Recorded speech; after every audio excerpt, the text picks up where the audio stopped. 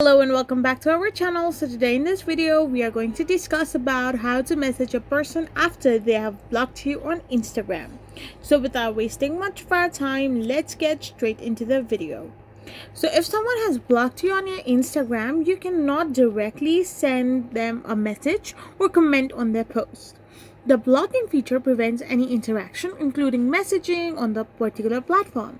So if you wish to communicate with them, you would need to find another way to do so, such as through email or another social media platform. So if you want to text someone on Instagram who has already blocked you in one profile, you can simply create a different profile and text them using that particular profile.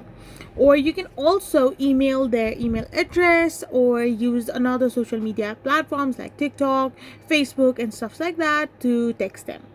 So these are some few methods you can use to message a person after they have blocked you on Instagram.